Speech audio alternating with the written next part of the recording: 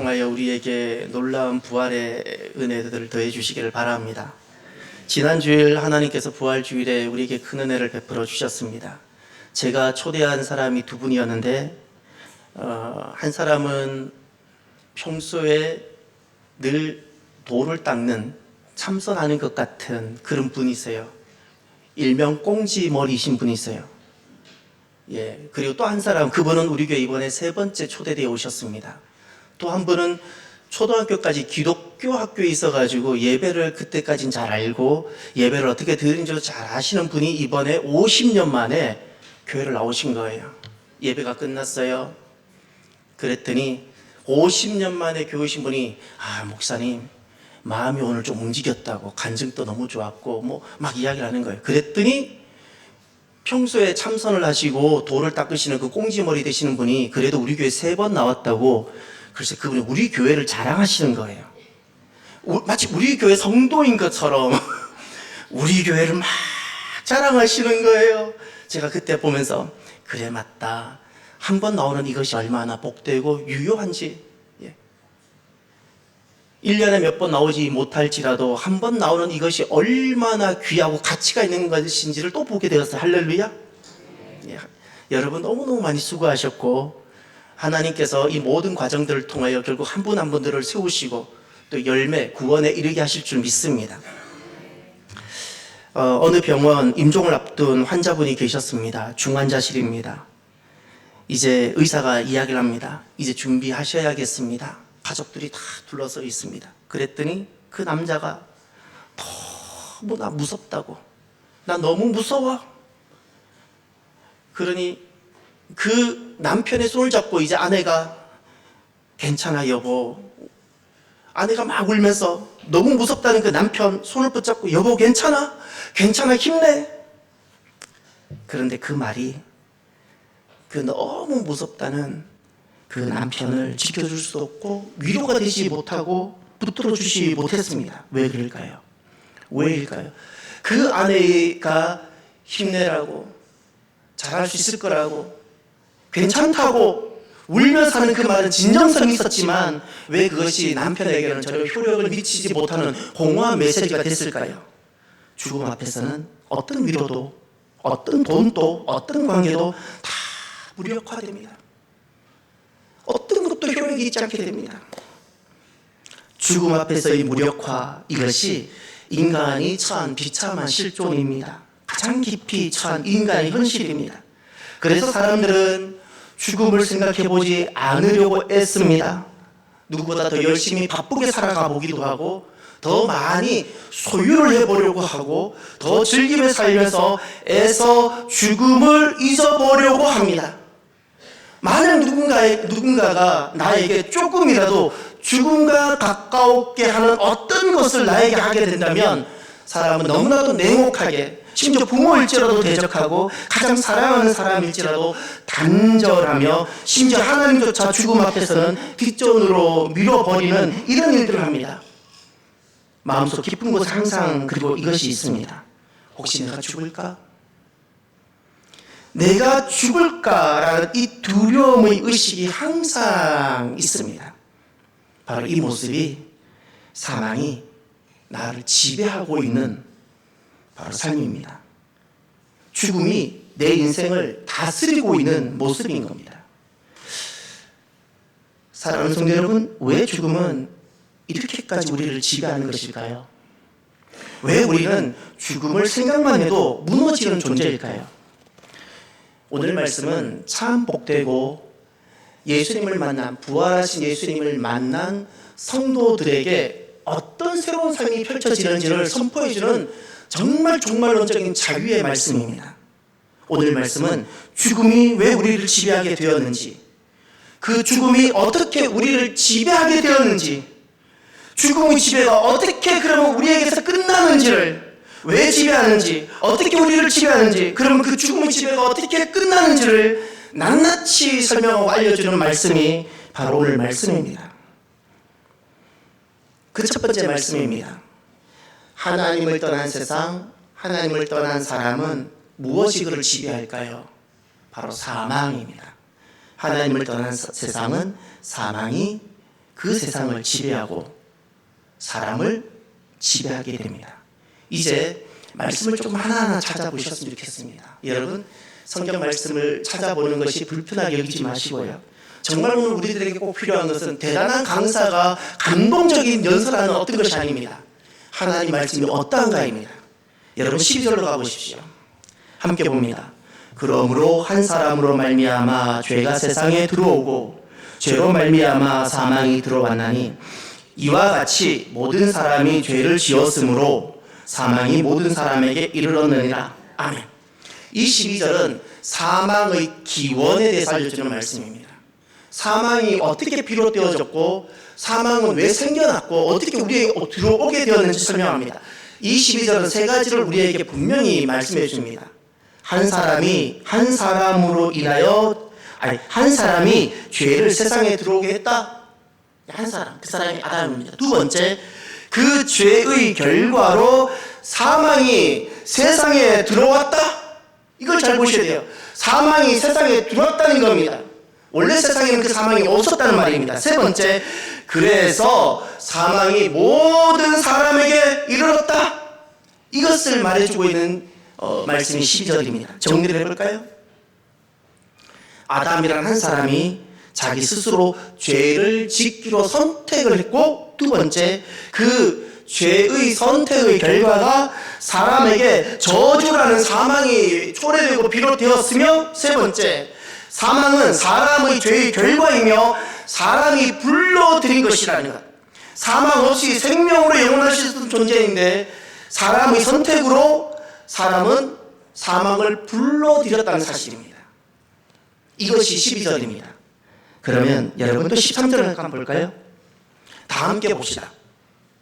죄가 율법 있기 전에도 세상에 있었으나 율법이 없었을 때에는 죄를 죄로 여기지 아니하였느니라. 아멘. 이것은 율법과 죄의 관계를 말씀하는 말씀입니다. 질문 하나 드려볼까요? 만약에 법이 없다면 죄는 없는 것일까요? 예를 들어볼게요.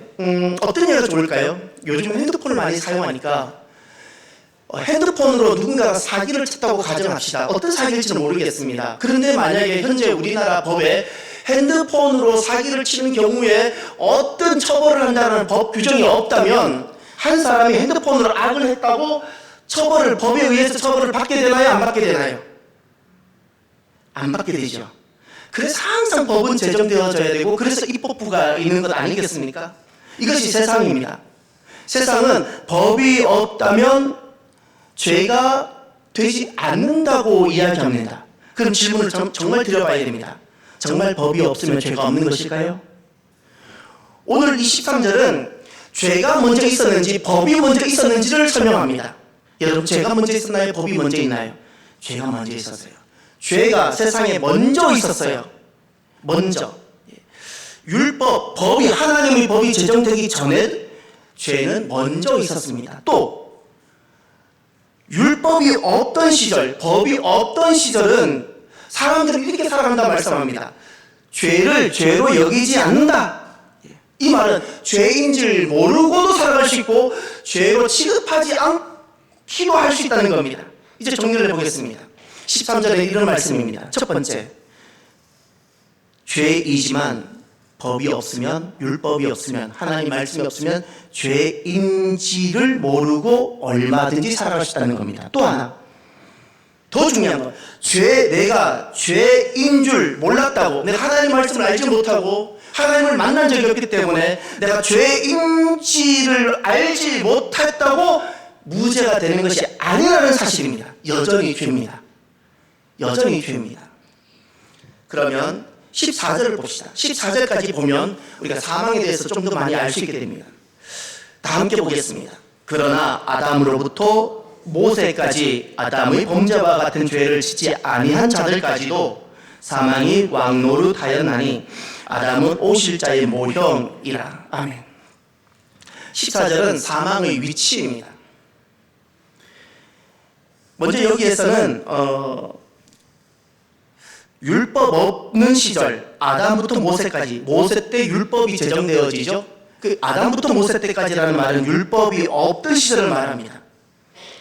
놀라운 사실은 율법이 없던 시절에도 사망이 사람을 지배하고 있다고 말씀하고 있습니다. 율법이 없었음에도 불구하고 사망이 여전히 왕노릇하고 사람들을 지배하고 있었다고 말합니다. 더 중요한 사실은 아담과 같은 죄를 짓지 아니한 자들까지도 아담과 같은 죄를 짓지 아니했음에도 불구하고 여전히 사망이 그 사람들을 지배하고 왕노릇하며 두렵게 하고 꼼짝 못하게 하더라는 사실입니다. 이것이 14절 말씀입니다. 이것이 사망의 위치입니다. 죄 짓지 아니한 사람들조차도 사망이 지배하고 다스리고 있다는 겁니다. 정리해 보겠습니다. 14절은 세 가지를 말합니다. 첫 번째가 죄의 결과로 없던 사망이 세상에 들어왔습니다. 그리고 두 번째, 사람은 그 죄의 결과로 사망에 이르는 것으로 그치는 것이 아니라는 겁니다. 세 번째, 사망이 세상에 들어온 후 사람은 사망의 권세 아래 태어나게 된다는 사실입니다. 요겁니다. 14절에서 가장 중요한 것은 단순히 죄의 결과로 사망만이 말하는 것이 아니라 사망이 죄의 결과로 세상에 들어온 이후에는 모든 사람은 사망의 권세 아래 태어나고 사망의 권세 아래서 살다가 사망의 권세 아래서 죽게 된다는 겁니다. 인간은 이것을 죽음 아래 놓여있는 존재라고 말하는 겁니다. 죽음 아래 놓여있는 존재. 그래서 인간 존재 자체가 살지만 사망의 존재가 되는 것입니다. 태어날 때부터 사망의 권세 아래 태어나고 살아도 늘 사망의 지배를 당하며 살다가 마지막에는 죽음이라는 사망의 저주 가운데 영원히 죽게 되는 겁니다. 사랑하는 성도 여러분, 사망은 오늘 말씀에서 분명히 우리에게 가르쳐주고 계시는 하나님의 말씀이 있습니다. 사망이란 죄의 결과뿐 아니라 오늘 내 삶을 지배하는 권세라는 사실입니다. 오늘 내 삶을 지배하는 권세예요. 아담 이후 아무리 그 사람이 선해도 그 사람이 죽는 이유는 날 때부터 사망의 통치 아래 태어났고 살면서 늘 사망의 지배 가운데 살다가 그렇기 때문에 죽는 겁니다.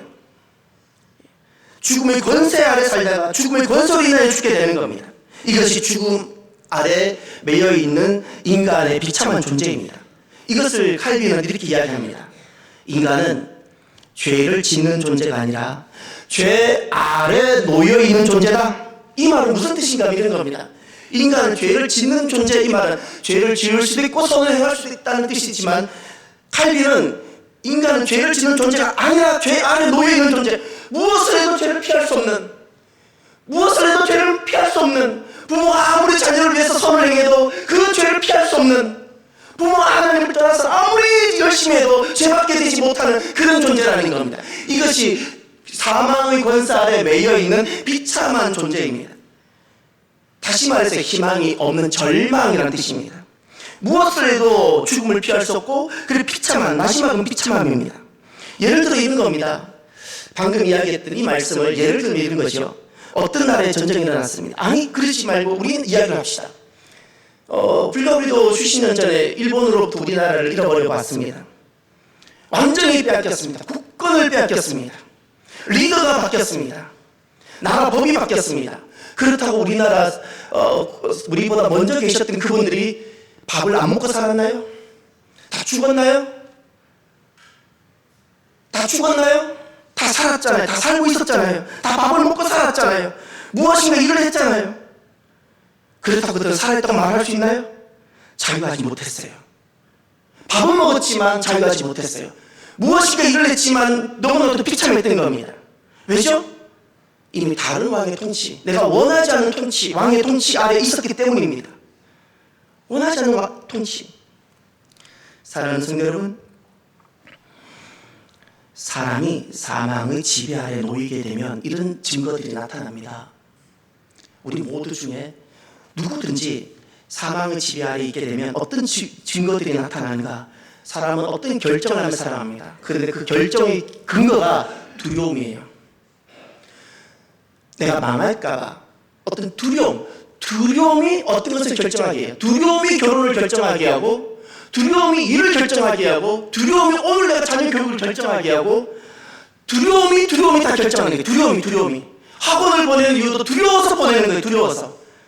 꿈과 비전 때문에 결정하는 것이 아니에요. 소망 때문에 결정하는 것이 아닙니다. 또 무엇을 추구하는가 하면 안전을 추구합니다. 도전하지 못합니다. 가능하면 안전, 가능하면 그냥 편리함. 왜죠? 사망이 지배하기 때문에 그렇습니다. 그 다음 방향입니다. 항상 염려가 방향을 결정합니다. 그냥 항상 염려입니다. 하나님께서 그렇게 약속하셨음에도 불구하고 그렇게 기도했는데 또 나갈 때 또 염려를 쌓으려고 하는 겁니다. 염려하고 왜죠? 아직도 사망이 내게 더 영향력을 많이 끼치는 겁니다. 사망이 나를 다스리면 사람은 이렇게 됩니다. 염려하고 또 염려하고. 예. 그리고 변하지 않는 진리보다 그때그때 내게 다가오는 달라진 상황이 더 중요합니다. 지금 상황을 더 중요하게 여기고 영원한 가치와 진리를 추구하기보다 지금 그냥 임기응변으로 지금 땜질하듯이 인간의 삶을 살게 됩니다. 그래 결국에는 이렇게 됩니다. 살기 위해 사는 삶, 살려고 사는 삶, 그냥 삶의 목적이 의미에 있지 않고 생존에 있게 되는 겁니다. 이것을 신학적으로 무엇이라 부르는가 하면 죽지 않기 위해 사는 삶이라고 말합니다. 사망의 지배 놓여있기 때문에 그렇습니다. 그래서 이유 없이 그냥 불안합니다. 그냥 미래에 대해서 과도하게 염려가 됩니다. 설명할 수 없는 두려움이 내게만 밀려 닥칩니다. 자녀도 잘 되고 직장도 평안한데 그냥 계속 눈만 뜨면 두려움이 끊임없이 내게 찾아오는 겁니다. 이런 불안, 이런 염려, 이런 두려움이라는 것이 단순히 내가 어떤 한 가지가 잘못되었다는, 어떤 한 가지 일이 잘못되었다는 뜻이 아닙니다. 내 인간 존재입니다. 내 인간 존재가 지금 어디에 처하고 있는지 그것을 보여주고 있는 하나의 증거들입니다. 그리고 두 번째, 오늘 너무나도 중요한 말씀입니다. 예수님의 부활입니다. 무엇이 이 사망의 지배로부터 이 지배를 끊어지게 할까요? 예수님의 부활입니다. 할렐루야. 예수님의 부활은 아담 이후 모든 사람이 이 사망의 지배 아래 두려워함에 영리함에 살았는데 그 모든 사망의 통치와 사망의 지배를 끝내는 능력이요 해방의 선포입니다. 할렐루야. 그래서 그것을 자유로 말하는 거예요. 부활은 나에게 자유를 가져다 줘요. 나에게 해방을 가져옵니다. 15절을 보십시오. 다 함께 볼까요? 그러나 이 은사는 그 범죄와 같지 아니하니 곧 한 사람의 범죄를 인하여 많은 사람이 죽었은즉 더욱 하나님의 은혜와 또한 한 사람 예수 그리스도의 은혜로 말미암은 선물은 많은 사람에게 넘쳤느니라. 아멘. 주목해야 될 단어가 있습니다. 은사, 은혜, 선물. 은혜와 선물은 같은 카리스를 그대로 우린 다르게 각각 번역했고요. 이 카리스라는 단어의 그 복수형인 은사는 카리스마라는 겁니다. 다 같은 단어입니다. 카리스마, 카리스. 은사, 하나님의 은혜, 그리스도의 선물, 할렐루야. 지금 하나님께서 우리에게 주신 은혜가 있고 하나님께서 우리에게 주신 선물이 있다고 말씀하셨습니다. 그것이 무엇일까요? 그 선물은 이렇게 말씀합니다. 9절을 보세요. 9절. 그러면 이제 우리가 그 피로 말미암아 의롭다 하심을 받았으니 더욱 그로 말미암아 진노하심에서 구원을 받을 것이니. 아멘. 구원 옆에다가 하나님의 선물이라 적어놨어요. 구원은 선물입니다. 구원은 나의 노력과 내가 열심히 신앙생활하는 결과, 대가가 아닙니다. 선물입니다. 은혜입니다. 그의 피라는 것이 십자가죠. 십자가, 그리스도의 십자가의 결과로 나에게 선물로 주어지는 것이 바로 구원입니다. 10절을 보십시오. 곧 우리가 원수 되었을 때에 그의 아들의 죽으심으로 말미암아 하나님과 화목하게 되었은즉, 다 함께 화목하게 된 자는 더욱 그의 살아나심으로 말미암아 구원을 받을 것이니라. 그의 살아나신 부활입니다. 예수 그리스도의 부활로 그 하나님 주신 선물이 무엇이라고요? 구원, 할렐루야. 생명, 할렐루야. 하나님 나라, 할렐루야. 예수님의 부활로 우리가 받은 선물이 있습니다. 무엇이죠? 구원이에요. 무엇이에요? 생명이에요. 무엇이에요? 하나님 나라예요.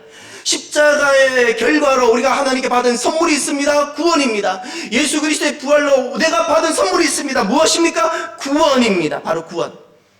그것이 은사라는 겁니다. 은사는 하나님이 주시는 선물입니다. 구원입니다. 그런데 이것이 어떻게 되었나 보세요. 그 15절에는 딱 이것을 말합니다. 한 사람 아담으로 인하여 모든 사람이 죽음에 이르게 되었고 한 사람 예수님으로 인하여 모든 사람이 생명에 이르게 되었다. 할렐루야. 16절을 보십시오. 함께 봅니다. 또 이 선물은 범죄한 한 사람으로 말미암은 것과 같지 아니하니 심판은 한 사람으로 말미암아 정죄에 이르렀으나 은사는 많은 범죄로 말미암아 의롭다 하심의 이름이니라. 아멘. 거기 그 심판은이라는 단어가 있고 은사는이라는 단어가 있습니다. 심판은 한 사람으로 말미암아 이런 겁니다. 한 사람 아담으로 말미암아 정죄에 이르는 심판을 받게 되었고, 또 16절은 또 한 가지 더 말합니다. 한 사람 예수님을 통하여 의롭다함, 다시 말해서 칭의를 받는 구원에 이르게 되었다. 할렐루야. 이것을 바로 말씀하고 있는 것이 16절입니다. 마지막 17절을 보시길 바랍니다. 17절까지 보셔야 됩니다. 함께 봅니다. 한 사람의 범죄로 말미암아 사망이 그 한 사람을 통하여 왕 노릇하였은즉 더욱 은혜와 의의 선물을 넘치게 받은 자들은 한 분 예수 그리스도를 통하여 생명 안에서 왕 노릇하리로다. 아멘. 거기 더욱 은혜와 의의 선물을 넘치게 받은 자들, 부활하신 예수님을 믿는 자들이라는 뜻이 할렐루야. 부활하신 예수님을 만나고 부활하신 예수님을 믿는 자들은, 지난날에는 한 사람 아담 때문에 사망이 나를 지배하고 태어날 때도 사망의 지배 아래, 살아도 사망의 지배 아래 그 두려움 가운데 살았는데, 부활하신 예수님으로 인하여 은혜와 의의 선물을 넘치게 받은 자들은 한 사람 예수님, 부활하신 예수님을 통하여 이제는 생명이, 할렐루야, 생명이 나를 다스립니다. 생명이 나를 지배합니다. 이제 하나님 나라 소망을 가지고 어떤 것도 두렵지 않는 삶을 살게 되어지는 겁니다. 할렐루야. 부활은 사망의 통치가, 그리고 사망의 지배가 끝났다는 선포입니다. 내게 하나님의 다스림과 하나님의 통치가 이제는 시작되었다는 선포입니다. 할렐루야. 나 자신에게 외쳐주셔야 돼요. 더 이상 사망이 나를 지배하지 못한다. 할렐루야. 나는 해방되었다. 나는 자유하다. 이것이 바로 예수님의 부활이 주는 기쁜 소식, 정말 예수님께서 나에게 전해주고 싶으신 그 소식인 겁니다. 사망이 끝났습니다. 할렐루야. 내가 사망 가운데 태어났고 지금까지 사망 가운데 살았을지라도 내가 정말 예수님, 부활하신 예수님을 믿는 자는 그 사망의 지배가 끝난 거예요. 할렐루야. 이제 생명이 나에게 왕노릇하는 증거들이 있습니다.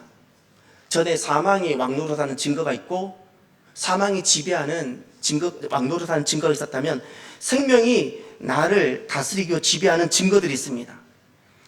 이제는 어떤 결정을 하는데, 전에는 두려움이 결정의 이유였다면 이제는 믿음입니다. 두려움이 아니라 믿음이 결정의 근거가 됩니다. 하나님께서 무엇을 말씀하셨는가? 그것이 자녀 교육의 문제이든 내가 먹고 사는 문제이든 내가 완전하지는 못하지만 내가 고민하고 생각하기 시작하는 겁니다. 하나님, 제가 부족하지만 내가 말씀을 붙잡고 말씀대로 한번 살아보겠습니다. 할렐루야. 믿음이 결정의 이유가 되어지는 겁니다. 또 손해와 환난을 견디고 감수하기 시작하는 겁니다. 전에는 항상 손익을 계산하고 조금이라도 피해가 오거나 어려움이 오면 발을 뺍니다. 그런데 나에게 생명이 왕노릇하기 시작하면 내가 겪는 손해 견딜 수 있는 힘이 생기는 겁니다. 내가 그 생명을 선택했을 때 나에게 다가오는 환난을 이길 수 있는 능력이 나에게 생기는 겁니다. 왜죠? 하나님 나라 때문에. 할렐루야. 안 지워지는 생명이 나에게 있는 겁니다. 그래서 현재가 아니라 이젠 영원한 것을 바라보고 그 영원한 것을 기준으로 삼고 살기 시작하는 새로운 삶의 패턴이 나에게 열려지기 시작하는 겁니다. 이것이 바로 생명이 지배하는 삶입니다. 전에는 사망이 지배할 때는 그 살기 위해 사는 삶이었다면, 생명이 지배하는 삶은 저를 따라해 주세요. 죽어도 사는 삶. 죽어도 사는 삶을 살기 시작하는 겁니다. 할렐루야. 이것이 바로 생명이, 예수님이 나를 다스리시고 나를 이끌어 가실 때 일어나는 놀라운 삶의 변화입니다. 그래서 부활하신 예수님을 만나고 나면 더 이상 삶의 목적이 생존이 아닙니다. 생존을 위하여 살지 않습니다. 이미 살았기 때문에. 할렐루야. 이미 살았어요. 이미 산 자가 되었어요. 이미 살았기 때문에 그 생명을 가지고 사망으로부터의 자유를 가지고 이제는 의미를 추구하게 되는 겁니다. 그것이 때로는 손실이 오고 때로는 환난이 초래될지라도 무엇이 참된 의미인가? 무엇이 내 남은 짧은 인생을 살아가는데 무엇이 내가 추구해야 될 의미일까? 이제는 전에는 생존이었다면 더 높은 의미를 찾기 시작하는 겁니다. 할렐루야. 존 스토트라는 참 귀한 목사님이 그리스도인은 더 이상 죽음을 향해 사는 사람이 아니라 생명으로부터 생명으로 인하여 사는 사람이다. 우리는 생명으로 인하여 생명으로부터 사는 사람입니다. 할렐루야. 초대교회 성도들을 자주 그냥 혼자 상상합니다. 만나본 적은 없지만 초대교회 문원들을 통하여 들려오는 소식들, 그분들이 로마식의 그 원형 경기장에 제수 아닌 제수가 되어서 들어갑니다. 그 앞에는 사자들이 기다리고 있고, 이제 저 철망만 열리면 사자가 며칠을 굶었던 사자들이 나오는데, 단 한 번만 나는 예수님을 안 믿습니다. 단 한 번만 예수님을 거부하면 나는 다시금 이 비참한 사자 밥이라는 이 끔찍한 곳에서 면제를 받고 나는 다시금 저 계단 위에 앉을 수 있는데, 초대교회 성도들은 그 한마디를 하지 않습니다. 한마디를 하지 않습니다.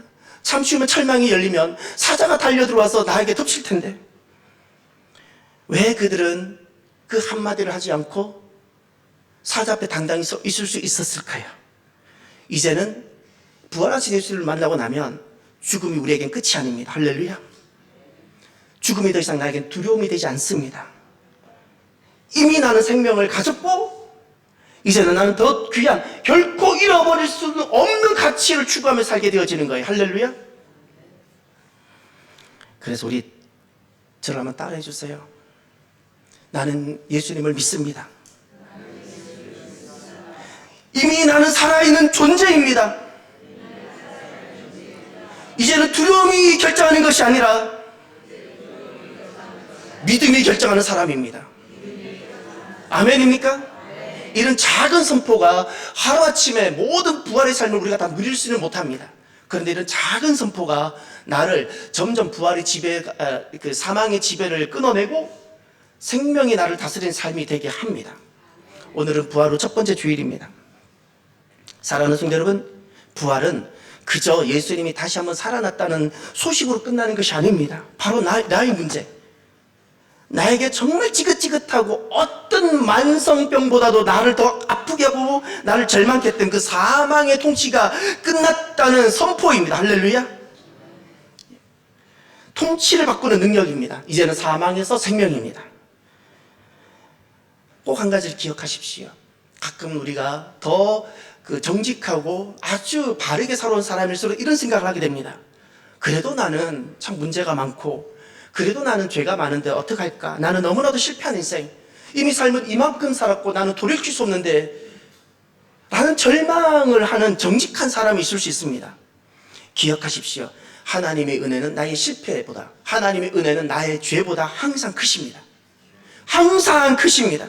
하나님의 은혜가 덮지 못할 죄가 없고, 하나님의 은혜가 내 실패를 마무리하지 못할 은혜가 없습니다. 아직도 혹시 내 과거에 묶여져 있는 부분이 있습니까? 그리고 나는 절망하며 끝났다고 생각하십니까? 하나님의 은혜가 더 큽니다. 그리고 그 부활의 은혜가 나를 다시금 살게 하고 죽음도 이기는 삶을 되게 할 것입니다. 저와 여러분들은 이제 더 이상 죽음이 우리의 왕이 아니며 더 이상 두려움은 우리를 지배하지 못합니다. 이제는 생명이 우리를 다스리고, 그래서 우리가 앞으로 이렇게 살아갔으면 좋겠습니다. 죽음을 피하지 말고, 죽음을 피하려고 살지 말고, 주님께서 죽으시고 살아나시면서 나에게 주신 생명이 있어요. 그 생명을 이 땅에서 당당히 누리며 살아가는 우리의 남은 삶이 되기를 주의 이름으로 축원합니다. 오늘 이 시간은 주신 말씀을 생각하며 이렇게 이 찬양으로